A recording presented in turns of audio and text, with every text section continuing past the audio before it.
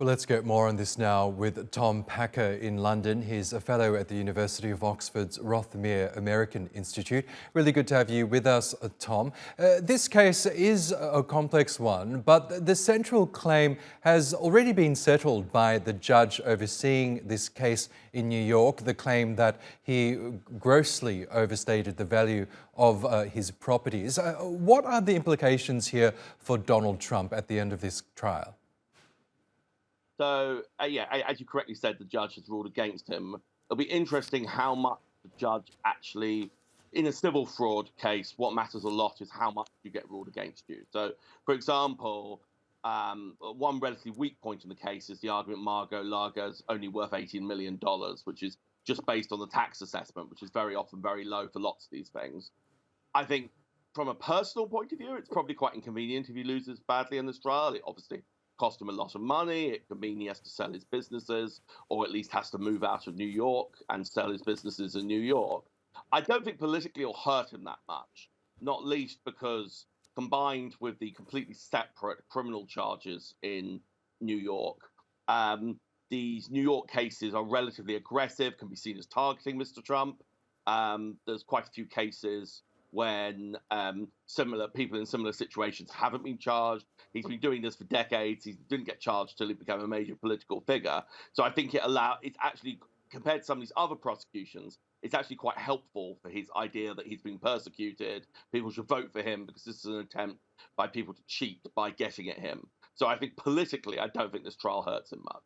Yeah, can we talk more about the potential political implications? Because I think that's what many people are watching right now. He is still the prohibitive front runner in the Republican race to clinch the nomination ahead of next year's presidential election. Do you think that this trial and indeed the other trials that he's facing across the country are only set to really bolster his support among his supporters?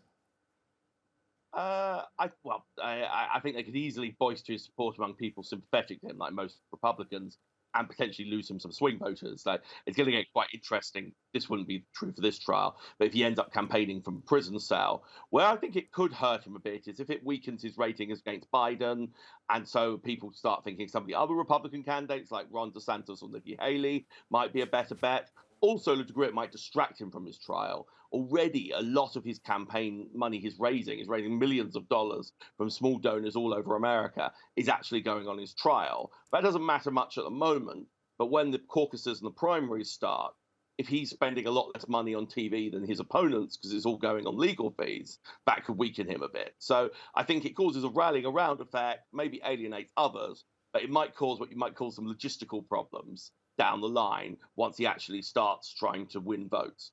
I guess the key thing here is figuring out, I guess, the balance in terms of how many supporters he's winning over and how many he's alienating. What's your view in terms of the broader public, putting aside his more fervent supporters? Do you think the broader public is sympathetic towards Trump in these cases, or do you think they believe he does have a case to answer in some of these trials?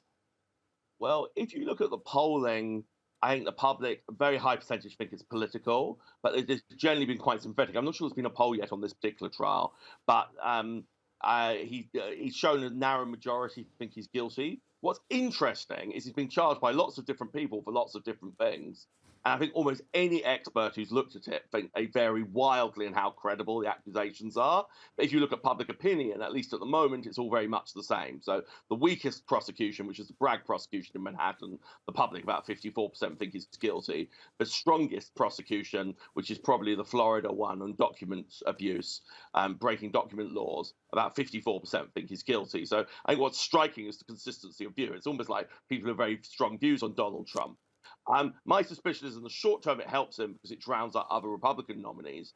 If he's against Biden, even if he can try and argue Biden's persecuting him, it will be a problem for him. And as I say, I think it might be a problem once people actually start casting votes, because it just the disruptive effect of having to be in trial a lot, of spending his campaign money on the trial rather than getting elected, could hurt him down the line.